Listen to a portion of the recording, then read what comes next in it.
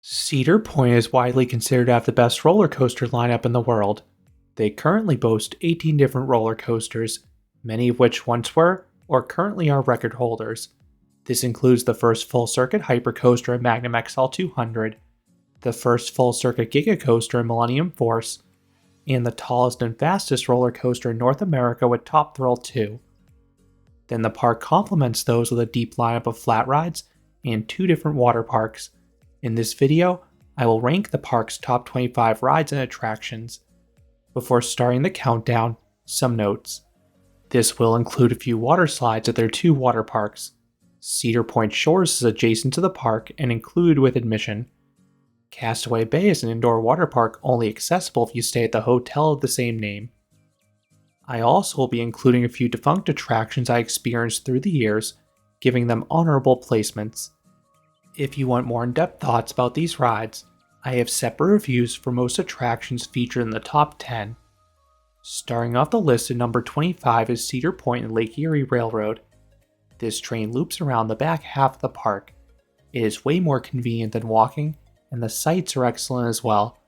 You get some unique views of multiple roller coasters, most notably Millennium Force and Maverick. Then there's also some western theming along the row as a bonus. Number 24, Cedar Creek Mine Ride. This is a janky aero mine train. It is rough around the edges, and it does a lot of meandering, but the largest drop offers some whip in the back, and the helixes offer weak, albeit sustained laterals. Number 23, Cedar Downs Racing Derby. This is one of 3 derby racers left worldwide. If you're unfamiliar with this type of ride, it is basically a high-speed carousel. I don't think it's as fast as the other 2 still running, but it is fast enough to offer some laterals throughout. Then this is the only installation whose horses still slide back and forth to offer a racing element. Number 22, Iron Dragon. This aero-suspended coaster is a relatively mild layout, but you still get some fun swinging on the turns. Then I love how the helix finale takes place above the water. Number 21, Corkscrew. This is yet another aero creation. This was the first coaster worldwide to open with 3 inversions. Is it rough?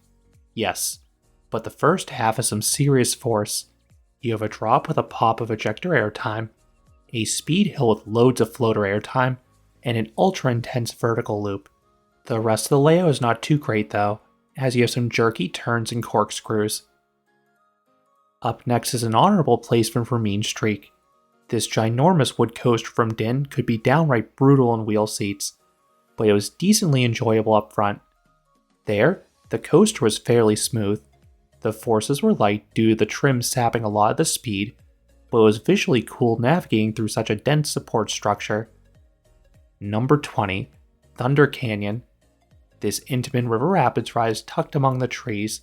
It has been a while since I've ridden it, but I remember it hitting the spot on a summer day with its mix of drenching rapids and massive waterfalls. Number 19, Rendezvous Run. This is the signature slide at Castaway Bay. It is a water coaster. The course is fairly short for the genre, but the first and third drops offer quick pops of airtime. Up next is an honorable placement for Snake River Expedition. This was a unique boat ride offering an outdoor dark ride experience. It sort of felt like Disney's Jungle Cruise between the sets, dry jokes, and actors. I heard the experience fell off towards the end, which may have ultimately led to its removal. Number 18, Wild Mouse. This is a Zamperla spinning Wild Mouse with a much more convoluted layout than usual. It forgoes the usual hairpin turns for a series of banked turns. The individual elements are not too crazy, just some OKGs in the main helix. What steals the show though is the spinning. The second half consistently produced one of the fiercest spins I've ever experienced in a coaster. It was downright dizzying. Number 17, Max Air. This is a Huss giant frisbee. The restraints are bulkier than models from other manufacturers, but you still get solid floater airtime in the max swings, and there are a fair amount of them as well. Then the downswings offer nice positive Gs to contrast those negative Gs. Number 16, Skyhawk. This is a large S&S scream and swing. The ride offers lovely floater airtime like the prior ride, but the restraints here are far more open. The cycle is extremely short though, which is a common issue with the model, but it's an absolute blast while it lasts. Number 15, Power Tower. This is a large S&S drop tower. All 4 sides offer stunning views of the park and lake. The launch side offers some light floater airtime at the top, but the turbo drop towers are my preferred sides. You have more time to take in the views, and the suspense of the plunge adds to it.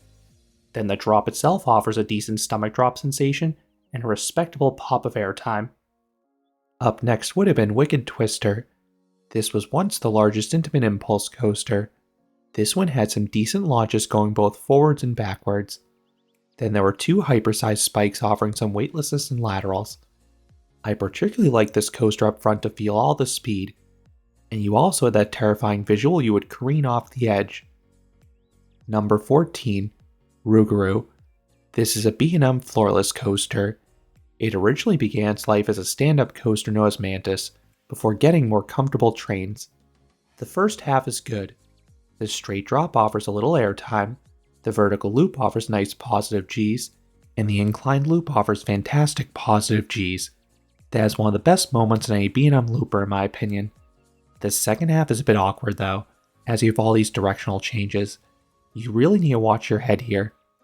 Number 13, Point Plummet. This is the best attraction at Cedar Point Shores. It is a quartet of trapdoor speed slides.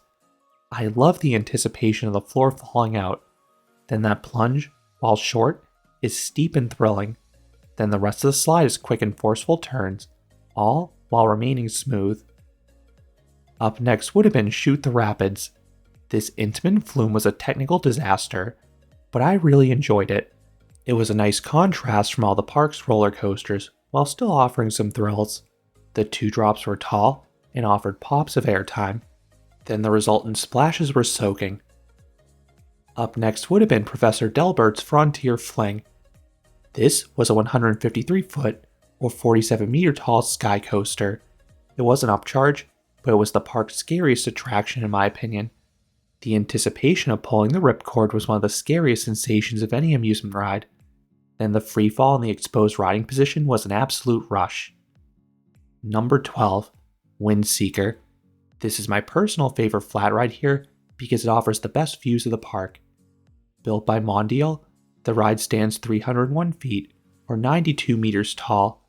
You spend a lot of time atop the tower, and because it is next to the beach, it feels like you swing over Lake Erie itself. I just wish this ride was not as wind sensitive and prone to closures. Number 11, Blue Streak.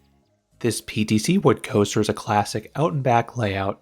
The small bunny hills offer good pops of airtime, then the other hills offer some light floater as well. Just try to ride this ride in the front car if you can, the negative Gs are strongest there, and you'll have a far smoother ride experience. Number 10, Gemini. This is a dueling hybrid coaster from Arrow. Not only do you have the visual of racing the other side, but this ride has some nice forces. The drops offer weak to solid pops of airtime, then the valleys are tight and offer bursts of positive Gs. Those valleys do have some noticeable bumps, and the final helix is undeniably janky, but overall, I find the experience tolerable enough. Number 9, Raptor. This B&M invert is one of the park's most intense rides. It offers 6 inversions, most of which are snappy. Then this coaster also has 2 helixes that offer high positive Gs as well. I just find this coaster can be a bit finicky how it rides. Sometimes a few of the transitions can bash your head. Then the mid-course trim can affect the train wildly ride to ride. Number 8, Valraven. It seems popular for coaster enthusiasts to hate on this B&M dive coaster, but I genuinely like it. This ride offers one heck of a start. You have the suspenseful holding brake while staring out at Lake Erie. Then you have a gigantic vertical drop with amazing floater airtime. Then this coaster is another airtime-filled drop, and 3 enjoyable inversions, including a 0G roll with excellent hang time. Number 7, Gatekeeper. This is the tallest and fastest B&M wind coaster in the US. This ride has some fantastic views of the water and 6 lovely inversions. The dive drop offers epic hang time, then the pull out of that element and the large implement that immediately follows levy intense positive Gs. but the stars are the zero-G roll and the inline twist above the main entrance. These offer incredible hang time and some of the best near misses out there. The first 2/3 of this ride is great, but the finale is really poor. It is forceless and exists merely to add an extra block zone. Number 6. Top Thrill 2. Zamperla did a great job renovating Top Thrill Dragster. While the launches do not have much punch to them anymore, the sheer sustained speed is impressive. I cannot think of another coaster with as much time traveling above 100 miles per hour. This is complemented by a giant spike with great visuals and oodles of floater airtime. Then the ride maintains the iconic top hat, but you take it with way more speed this time around, so it now offers crazy ejector airtime and violent laterals. Up next is an honorable placement for Top Thrill Dragster. I did prefer the park's original Strata coaster. This intimate accelerator coaster had one of the best launches out there. That hydraulic launch was intimidating and powerful. It was the best moment in either iteration of the ride in my opinion. Then the top hat was not as intense as Top Thrill 2, but it still offered some solid floater airtime and great laterals. Number 5. Magnum XL 200. This Aero hypercoaster ushered in an age of airtime-centric steel coasters, but few rides can match this coaster's power. The return run features some of the most abrupt and vicious ejector airtime on the planet. Those triangular-shaped bunny hills try to launch you in the ionosphere. Some find this airtime a bit too painful, but I personally love it. Then the outward leg pairs that with some stunning views and some fun floater airtime. The tracking on a few valleys and the turnarounds is not perfect, but I personally find the coaster tolerable. Number 4. Siren's Curse. This Vekoma tilt coaster starts with a delightfully demented first drop. The visual rotating onto a disjointed piece of track is nightmare fuel. Then the drop offers a freefall sensation more like a drop tower. That alone would be noteworthy, but this coaster throws in a complete layout with brisk pacing and nearly a dozen airtime moments. These range from solid floater to decent ejector pops. Then there are also 2 lateral heavy barrel rolls added in as well. Number 3. Millennium Force. This intimate giga coaster is a speed machine. This is a coaster whose sum is greater than its parts.